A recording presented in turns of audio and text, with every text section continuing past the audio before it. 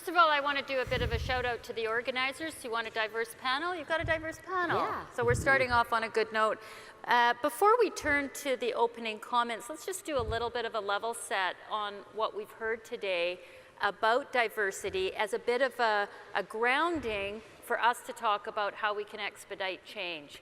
So we heard lots and lots of data today. I'm not going to regurgitate all the data. There's some that's interesting, that's unique to Canada, and a little bit unusual to digest. For example, the average number of women on the top 900 companies on the TSX boards is less than 1. 0.94. How do you have 0.94 of a woman on a board? So you can do a lot with data.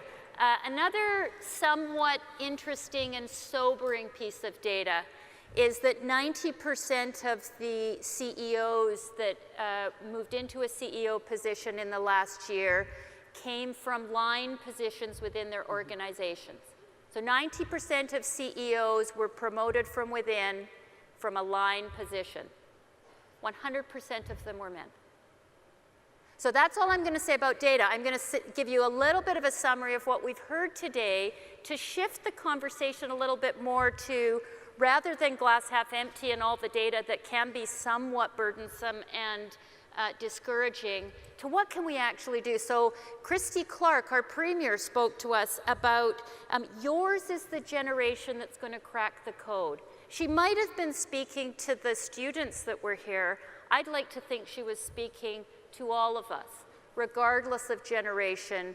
Ours is the generation that can crack the code. And then she quoted President Obama in saying that we are the change that we seek. It is actually all about us. We are the ones that are going to make the change. We then heard Nicole give a very interesting and comprehensive conversation, had a conversation with us in some ways about entrepreneurship. And two things that she said that really resonated, I think, for the topic of this panel, is the future of leadership is about collaboration. It's not about the Simpsons and the hierarchical, top-down, do as I say, don't do as I do. It's about collaboration, followed very quickly by the comment that one of the things that women do best is lead collaboratively in order to transform organizations. Tick, we've got it. Then we heard from McKinsey, who talked about, let's look at what companies are doing that are getting it right, rather than get worn down by the negative data, not to say that we ignore it, but what are companies doing that are right? Leading from the top, and that's why we've got these folks here. And also, let's do things that are practical, pragmatic, and build skills for our women. And I'm just going to close this before I turn over to our panelists to make some opening comments. You want to see leadership in action from a woman? Think of our opening commentator this morning, Mary Charles. Probably the only person in the room that's older than me, but think of how she presented herself. Resolute, determined, humble, committed, engaged, and exceptionally clear in her message. That's leadership. So with that, I'm going to turn the comments over, and I'll start with you, Ravi, to give a few opening comments about where do you see diversity at right now in your organization, in your community, in your sphere of business? Where do you see diversity at right now? And then we'll talk about how we can move forward. Thank you so much, Sue, and it's a pleasure and honor to be here, especially amongst my fellow panelists. So to me, it's easier for me to focus on our organization, which I'll do momentarily, but just in terms of Canada, I come from the US, where a bulk of my career has been, although I worked in different parts of the world. And I'd say what struck me about Canada is that there is definitely just, I think, an ethos of collaboration, which you mentioned, Sue. And Nana was talking about politeness and earlier on. So I think, and what strikes me coming from America, which is a melting pot, the difference in terms of Canada, I feel, is that you can be Canadian at the same time honor and build on your ethnic origins, which is different from the States. And and right now that's, I think, having a lot of debate there. So I say that because that for me makes me optimistic about Canada, that you've got some built-in DNA factors that should allow diversity to flourish. Having said that, it's a little disappointing. Now, I'm very fortunate in having a female chair who's an icon, Bev Briscoe. And she and I said, Bev, what do you think about equality in Canada? And she said, look, for someone of her generation, last 10 years, bit of disappointment. She thought that there'd be a lot more progress, but feels in the last 3 years some momentum. And one of the things we talked about was, at least at the board level, the fact that you've got to at least talk about your intention, and there's a timeline, and at least getting to 25%, which is not there in the States. So I think that's a step in the right direction. But the fact that in senior executive roles, it's still sort of at the 20% mark or so is, I would have thought that it would be actually much higher here. Having said that, I think it all comes down to, because statistics are interesting, but really in order to influence them, it's the organizations and the leadership. And I firmly believe that at the top, if the leader is not committed to it, it's not going to happen. And you've got to feel it with a great sense of passion and actually believe in it, not because you're trying to take a scorecard or get a PR release, but also that more than just sort of the equality notion, you've got to believe that having diversity, especially gender diversity, is actually good for business, and that it drives performance. I'm fortunate I grew up with 5 aunts. I've got a wife who's dramatically smarter than I am, and 2 daughters who've taught me complete humility. So for me, it just comes to me naturally that I'd like to have more women on my management team. And I'll talk a bit later about Ritchie Brothers, because Ritchie Brothers was the kind of one of the last bastions of male chauvinism, and very directed by males. And the excuse was, that's the industry. And in the last 2 years, we've fast-tracked, and today it's a very different company than it was before. And it can be done, but you've got to really believe in it. Thank you. No. Well, I'd love to build on Ravi's point of view, because one of the things, Ravi, I do in investing in women, I always go after men that have bright wives or that have daughters, because they care and they want to help other women. And I usually get them to get involved with entrepreneurs and be on their board advisor. And you would be fabulous, so we should grab a cup of coffee after. I felt that today McKinsey did a great job, and they've been doing a lot of research for many years on where women find themselves in the workforce. And the news is, I'm a perpetual optimist, so I have to start off with that, but I do drive the bus of reality. So I don't think we're at equality yet. I think it's getting better. I think it's slow. I'd like to say I'd like it to be a little faster.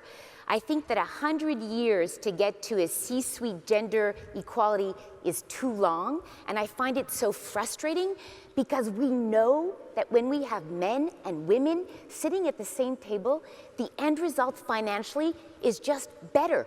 Products are better, the service is better. So I find that frustrating. And if the ceiling is a glass ceiling for white women, for women of color, it's a concrete ceiling. So that's even more frustrating to me. But I do see that women are asking for more promotions and asking for salaries, increases. That's encouraging to me.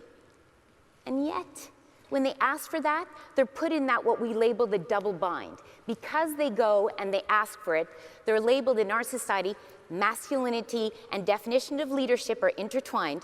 They're then labeled as aggressive and witchy. And you can cross out the W and put a B in front of it. And that's frustrating, but we're getting there. It just takes a little time, and I'm encouraged when I read 75 to 78% of CEOs are putting it as one of their top 10 priorities, so that they're looking at it. But we do need more data to show that we are making advances. So I'm encouraged until I look over to my neighbors in the United States and I think to myself, how could someone like Donald Trump get to where he is? And I then ask myself very much the question that Fiona posed this morning about culture. A lot of our culture comes from the United States. Can we, as women, get to gender parity if we treat women as sexual objects? Don't know. Question. If Well, he on does that win, po- I'm on going to that become a positive Canadian citizen, okay? So, On that positive note, Chris, get us into the optimistic lane. Come on, how buddy. How do I follow that? I'm not going to go to American politics, that Yeah, is please. for sure. Look, I mean, I think diversity is in different states, in different industries, and in different businesses. And as I go around and talk to customers of HSBCs around Canada, it's very clear that this is a topic that is on senior management mind, is on board agendas. And I think research like that Miklos shared from McKinsey's this morning that is unequivocal about diversity as a profit generator is really powerful. And I think it helps senior management and boards put this on the agenda. And it's only by being intentional about this topic of diversity that I think you can make progress. If I look at what we've achieved in HSBC in Canada over the last 5 years, and I'm tremendously proud of this, we now have 8 of 13 of our senior executives are female around the table. More than 50% of our board of directors are female. If you go back 5 years, that was perhaps less than 20% on both of those measures. So it can be done. It's about being intentional and putting programs of activity in place to track it throughout the organization. And I think, most businesses, and it's irrefutable logic, if your management, if your teams, if your people reflect the diversity of the communities that you serve and who you sell to and who you engage with, then you are going to build better products, you are going to build better services, you are going to be a more effective business. So I think that is very much getting on the agenda of mine of management. And I am a true optimist in this space. I don't think it needs to take 100 years. I think it can be done quite quickly. And it's just about getting those intentional programs in place. So let's talk a little bit more about those intentional programs, because we certainly heard from McKinsey this morning about the need for practical, pragmatic skills building, real intention, real determination from senior leadership. Let's talk a little bit more about, Ravi, what's going on in Ritchie Brothers to promote diversity so that people can actually say, I'm seeing a difference. sure. I think I've been with the company a little over 2 years, and I very vividly remember my day 2 in the company where this sort of journey began, where we were having talent reviews. And so I was just sort of observing, and they were going through different layers. This was all the senior VPs and VPs going through the people. And we went down to kind of the regional sales manager, regional operations manager level, and there was not a single solitary female name. And so I said, because normally you're taught, don't express your opinions for the first 100 days, listen, observe, but I just couldn't help it. I said, do you guys have anything against women? And I looked around the room, there was not a single woman except one person who was in a sales leadership position, and she had not been able to come to the meeting. And they were all pretty shocked and quite upset with me. And here's a new CEO, doesn't understand equipment, doesn't know anything about auctions, is not Canadian, is showing up here and then telling us about women. And so it was, they were very upset. They said, you just don't understand, our customers are all men. And so I said, look, that's a terrible cop-out.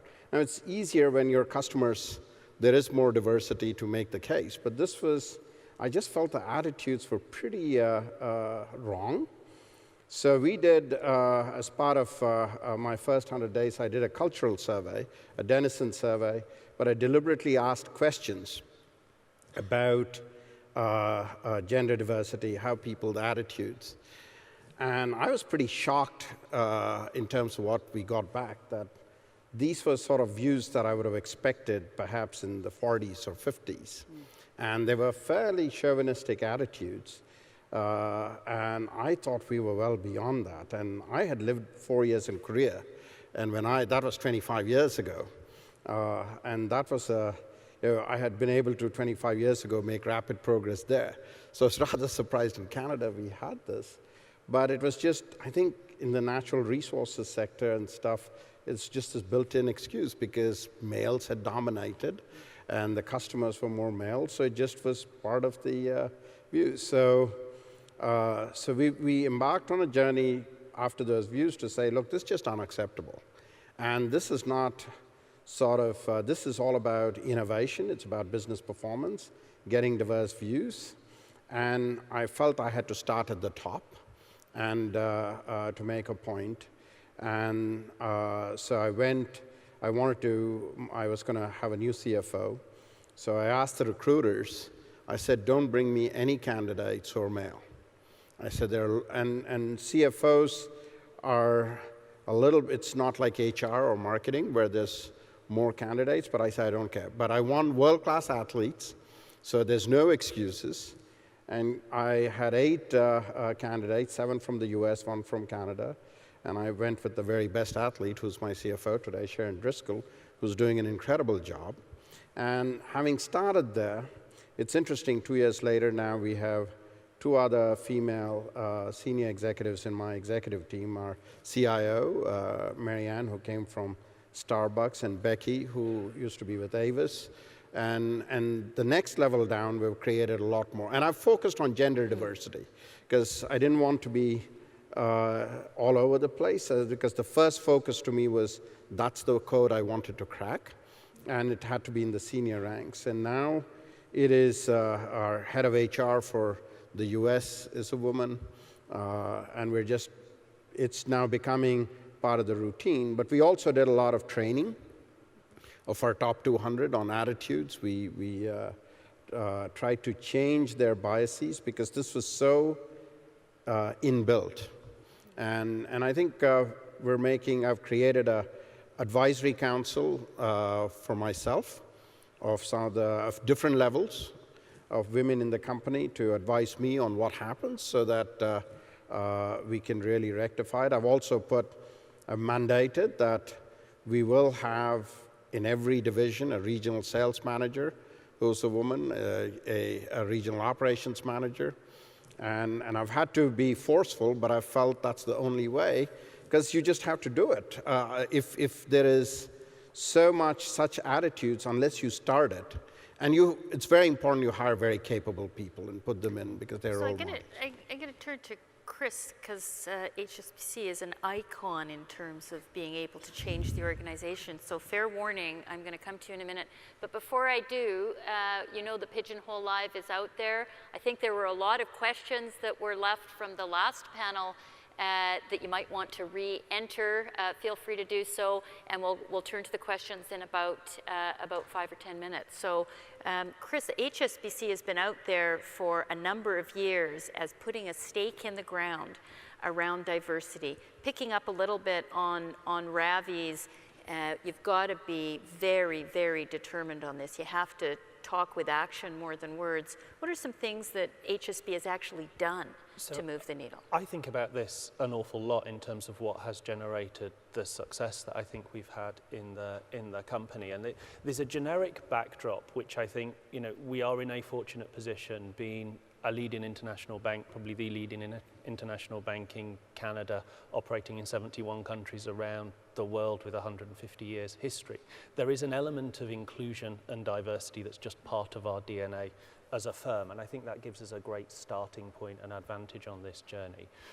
But if I think about the turning points in our business in Canada, I'd point to 3 things, 3 very intentional things that happened in around 5 years ago. The first was under the sponsorship of the then CEO. We appointed a head of diversity and inclusion, somebody whose job it was to think about how we built diversity and inclusion across the organization, programmatically and intentionally. The second was we took, and I think if I go out on a little bit of a limb, we were probably one of the first to do this. We put every people manager through specific unconscious bias training. Because one of the things the head of diversity and inclusion, and he's here today, Tej, and I think he was very brave in pushing this, was acknowledging that unconscious bias exists. It exists in everybody, and it's only by taking people who make people decisions, who make recruitment decisions, who make promotion and developmental decisions across our workforce, in their mind to recognize and interrupt the biases that they have, that you can make a difference. And then the third thing that happened, and I'm very aware that today has been principally around gender diversity, but I think we've approached this on a broader spectrum than just being about gender. And when you start to bring in diversity on dimensions of ethnic origin, on sexual preference, on ability in the workforce, you start to get a more compelling and more inclusive business case. And it becomes a topic, I think, that the whole organization can build a groundswell of demand around. And what's very noticeable to me as I look at leaders through our organization at all levels, they're now in a position where they're demanding diversity in their candidate pools. They're demanding diversity in their teams. And it's only when you build that demand, because team leaders, people managers, parts of the organization recognize they'll have greater success from diverse teams, that you get the real groundswell, if you like, of change through the business. So, Nanon, you've heard two guys from big companies talk about what they're doing to advance a more diverse workforce. You come from a different sector of the economy. You have a little bit of passion around this topic, we could tell in your first answer. So what are you doing in Beehive to actually promote diversity, either in your own organization or in the investee companies that you're supporting? Before I answer that question, Sue, I just want to build on something that Ravi said, because it really touched me. To have the ability to come in somewhere and look at a situation and as a CEO and ask the really difficult questions and shake up a whole establishment takes a lot of courage. And that's when change begins. And I can't help but think of an example where at Harvard Business School, Nitin Noria was the new dean, and he came in and he looked at the Baker Scholars, and there were many, many more Baker Scholars that were male than female. And so he said, wow, the women we're admitting are just as bright as men. Why is it that they're not on parity with the Baker Scholars? By posing that question, he then put someone, just like you just talked about, Chris, in every classroom, because in Harvard Business School, 50% of your grade is on class participation. And so this person was an unbiased who would then grade to see who had spoken. So the professor was taking, or she was taking the notes, and at the end they found that the professor heard a lot more of the male voices than the female voices. So by asking the tough questions, then going and putting the right people in place that are unbiased and observing, the results can be surprising. And from that came a whole discussion at the Harvard Business School about, let's talk about this. Let's talk about gender diversity. Let's talk about the issues and the awareness. So I thought that was really, really interesting. We've got a similar, just in Life Labs, and I often say one of the reasons we're so successful is 80% of our workforce is women. And yet when I arrived at Life Labs, I doubled the number of women on the executive by going from 1 to 2. And so that's not good enough. And I think you've picked on a point here, which is we can have the attitude that it's our customers, or it's the industry, or we're just too big to move, or all of those issues. But if you don't actually come out and say, this is not good enough, and we're going to change it, and we're going to be deliberate about changing it, then you will be forever mucking around in the excuses. So taking the example you've given, Ravi, and of course we know what HSBC has done in terms of putting a stake in the ground. So I'll let you carry on, and then we're going to turn to the questions in a few moments.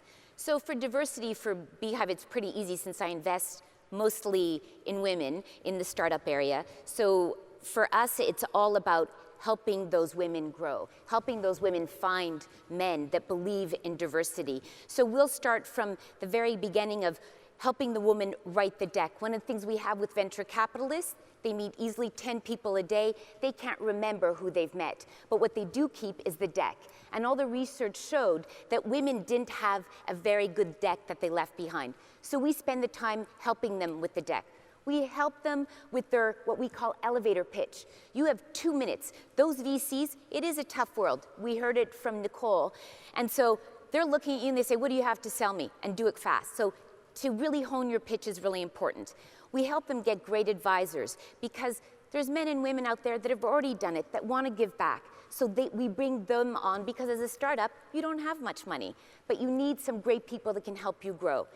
The other thing that we do is we go and find them. We have a great network of many women that are in the Valley and in Vancouver, and we go and find some great CMOs, some great designers that are female that can add to the team. So those are some of the things. And then really important for women is we believe in them. We encourage them because it's a tough world out there. It's tough to be CEO. It's a very lonely job. And so to have people that can say, you know what, you did great on this, it would be even better if. The ability to give feedback. We've seen that in all the research, that most men get granular feedback. Women, very vague and broad. So we make sure that the feedback we give to our CEOs is very granular, so they know exactly what they need to grow and work. Let's just pick up on that a little bit. Chris, you mentioned, I think, in one of your early answers about unconscious bias, about this whole idea that sometimes we think we're being supportive of women, but in fact, there is a stream of bias that we don't even appreciate. That came up in the panel as well. What are some thoughts that you've got on, is it relevant? How do you deal with it? How has the training that you've had at HSBC really changed the conversation, if you will? I mean, I think unconscious bias is real.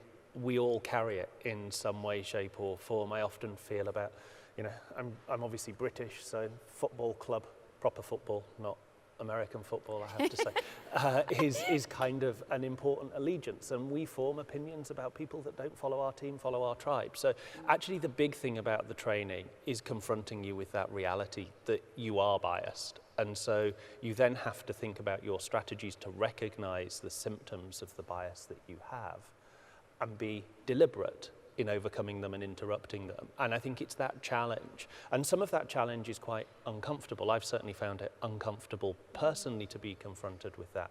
But that's part of the role of being a leader, is to navigate through that change, to acknowledge it and to help overcome it. And then be supportive. And I think something Manon said around, you know, giving feedback to people, being open and encouraging. I know I've been relatively successful in my career. That's because people have supported and taken a risk on me. And it's part of my role now to pay that forward and be supportive and take a risk on the next generation and the generation beyond that. Because having got to a level of change and diversity in our organization, it's now about sustaining it. And we only sustain it if we reach out and encourage people to come into the financial services industry, which perhaps hasn't traditionally been the most gender biased industry to work within. We only are successful if we get junior, middle and senior management that are diverse and reflective of our organisation and our will. So we've got to have that pay forward. And I think all of us as leaders in this room have got a real responsibility to go out and consciously find people that are representative of the workforce we want to build, to take a risk on, to encourage, to give them that feedback, to develop, to support, to mentor. And that's absolutely critical in sustaining diversity and success in the workforce, I think. Just before we turn to the questions, I'm going to pick up on a comment you made there. When I look at women in Life Labs, I don't see it as taking a risk. I see it as giving them a chance. And we've been very deliberate about saying at the executive table when I first arrived, and you don't understand, Sue, the best candidates have been men. And I look at that time, I looked at thousands of women in the workforce and thought, the best candidates cannot just be the men. And so you see the women and giving them the confidence and then giving them the opportunity is actually acting on what you're saying, and then people get the message. And some of the most significant accomplishments that we've had in our organization have been led by women. And so I totally agree. You've got to take the chance.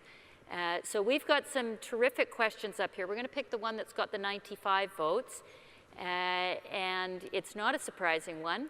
The lack of work-life balance of senior leaders today does not encourage young people to aspire to these roles. What are you doing to understand the expectations of the next generation in this regard? Ravi. It's the one for us at Ritchie Brothers. I talked about some of the negatives, but one of the big positives of our company and its history is the passion and pride people feel. When we did that same Denison survey, we found that especially in our field, in the auction sites, our engagement levels and pride in the company was about the 95th percentile compared to like 10,000 other companies. So I mentioned that in the sense for a lot of our people, they don't think of this as a job or as work, but as part of their life. And so, but having said that, we've created here in the Vancouver headquarters, we've got a childcare center, which is, has created a lot of flexibility for some of our people. And we tend to be flexible about, we just want people to get their work done. A lot of times people will, because we're in so many locations, you may have to do something, a late night call with China or with Australia. So we're trying to give that flexibility.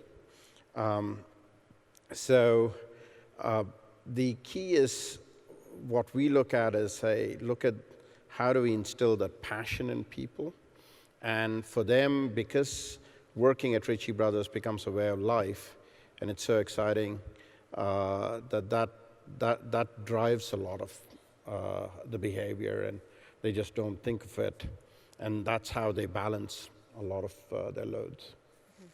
You know, one thing I'd say on the question of work-life balance is it depends on what you actually want. Mm-hmm. And the idea that we as CEOs or the executive committee or the HR department decide which way your career is going to go is the wrong way to have the conversation.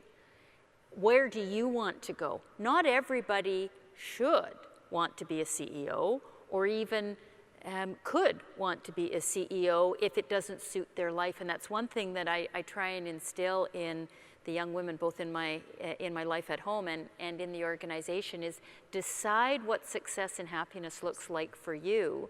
And it may not be being in the C-suite. If it does, absolutely, let's go for it together. It's absolutely okay to pick a job that's not in the C-suite or on the executive team if that's what makes you fulfilled and happy, because heaven knows our organizations need people across broad spectrums at multiple levels. So I'll stop talking on that one, and what do you have to say? To build on that, I think that it can change too.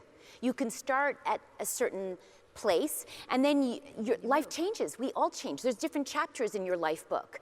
And so what fits for you right now might not fit in the next chapter. So I really believe in what you're saying. The definition of success is really important. Chris, you have something? Yeah, no, I mean, I think it's about a dialogue, it's about a conversation, it's about understanding of what your employees want, what individuals want, and what they want to make out of their career. And then I think as employers we have a responsibility to provide the space, the tools, the flexibility to support those different choices that people make, whether that's encouraging flexible working, working from home, different working hours. I think we can often accommodate those things within the parameters of different organizations and different organizational realities. But it's somewhat almost arrogant, I think, for executives to think they know how people should balance their lives. It's a very personal, very individual decision, and it's about creating that environment where people feel free to bring their full selves to work, to ask, to have the conversation about what will work for them and how the employer can best support their lives.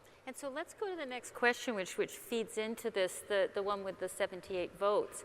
How do organizations support young mothers as they raise families while also building their careers? A segue from the big picture of work-life balance right in the strike zone here.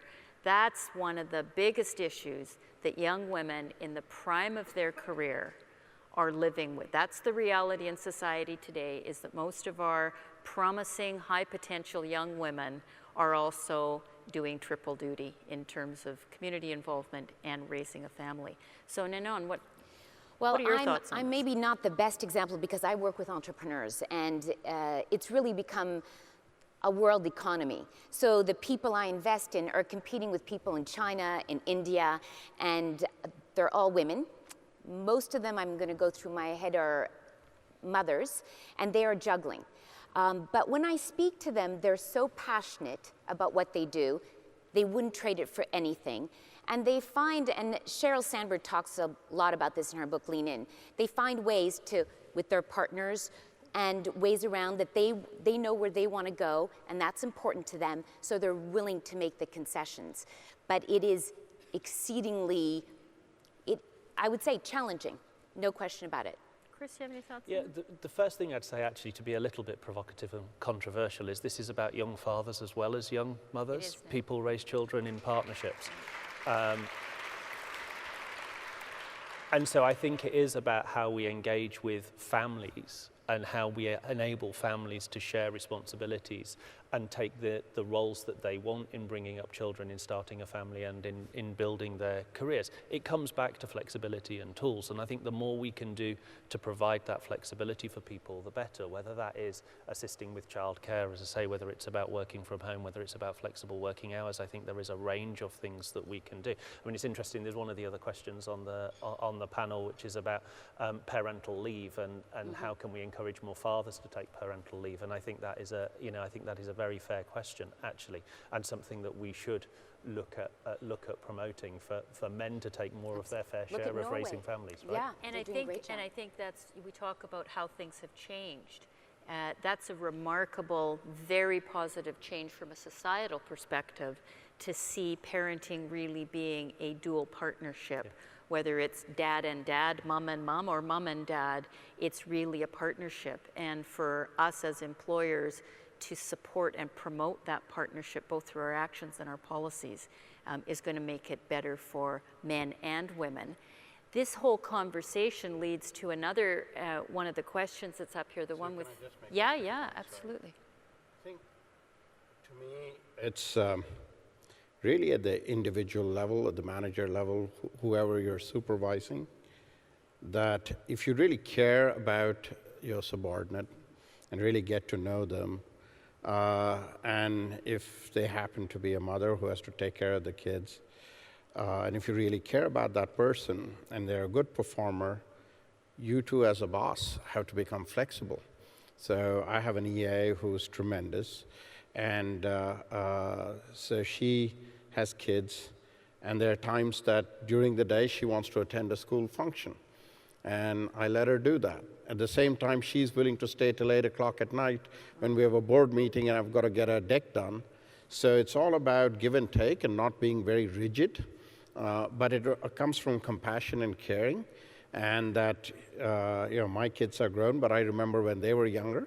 So it's about putting yourself in their shoes. And if you can get that throughout the organization, I think it starts having a positive view. So I'm going to turn, we're almost out of time here, and we still have fantastic questions up here.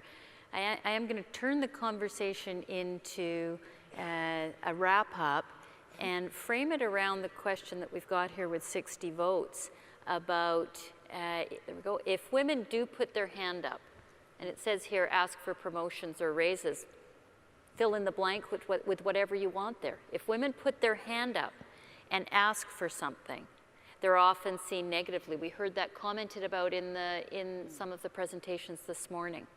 And they're seen negatively by both female and male bosses. How do we change the conversation? So as a wrap up, in terms of how can we move things forward faster in terms of expediting change, helping men be part of the conversation, helping women have the confidence, one of the comments this morning, get your courage on. and how can we as leaders in business help change this conversation? And I think, Sue, it's interesting to me. I must say I don't recognize this question in my life and my world.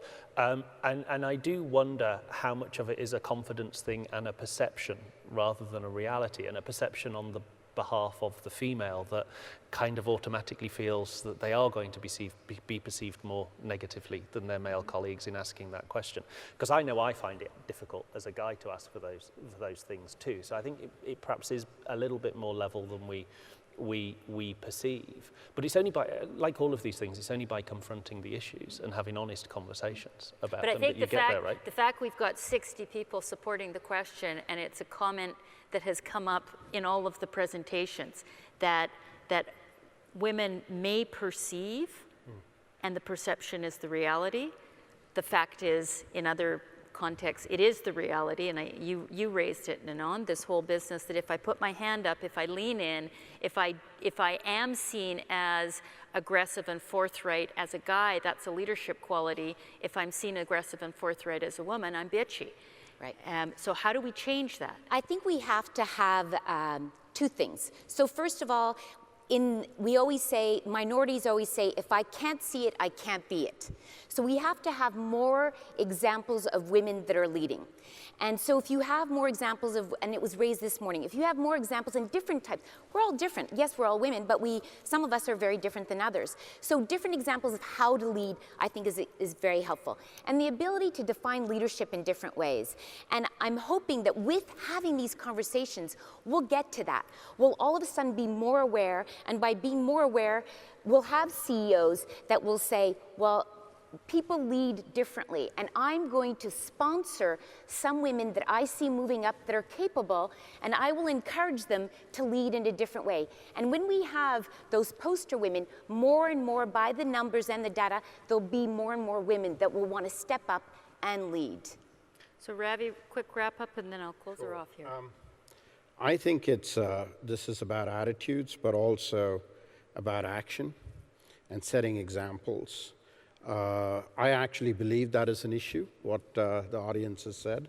I have had we know that regional operation managers, some of the best ones, would come from our customer service, which is mostly females, but they were always afraid to put their hand up, thinking they'd be rejected. So I publicly, in a town hall, encouraged all customer service people to put their hands up. And I've been seeking some of the good ones out, trying to get them recognized. But in my first year, I also promoted a lot of either supervisors to managers or managers to director. My own EA, my former EA, who was fantastic, I thought I couldn't understand. She had a lot of aspirations, but had been afraid to put them up. And so today, she's a director in HR. And so it is about making examples, promoting from within, celebrating their success, and making sure that they're the right people, that they're capable and are deserving. But it's a cultural thing, and it has to be resolute, it has to be relentless, it has to be programmatic. It can't be a slogan management. It has to be cascaded, because the CEO creates the environment and the championship, but if it needs to be sustaining, it has to go down every level of the organization.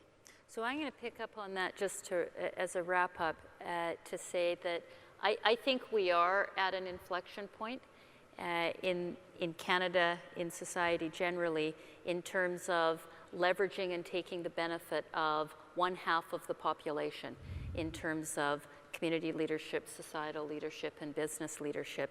And there's two parts to the conversation. So I'm going to challenge us as I'll just put myself in the category of the old people, because I don't think you're all that old. But those of us that are in senior leadership roles, we can talk a lot. We do talk a lot. Let's start acting. And some of the things, and I will say personally, some of the things I've done in Life Labs is I've gone to some of our women, some of them are here now, and said, why don't you go for this job? Mm-hmm. I think you'd be fantastic in this job. And when they are on when they're in that job, when they're sitting at that negotiating table with a big contract and they actually blow the lights off everybody else at the negotiating table. Celebrate that, talk about it, put their name up there and say, she did it. She led the biggest project successfully. She put the team together. She's the one who has made us successful, whether it's in a negotiation, whether it's in a completion of a big project. We have to sponsor, we have to speak up, and we have to pick the best person for the job, and at least 50% of the time, if not more, it's going to be one of you. The other side of that conversation is get your courage on. I love that line. I'm going to use it. Sorry, all the people at Life Labs are here. You're going to hear it a lot now. Get your courage on. Put your hand up. Come and say, why not me? Why not me? Or in a different way of putting that comment, I will never let you down. I can do this job because I know you can. So thank you very much. Thank you all you guys. Get your courage on and let's go. Very busy.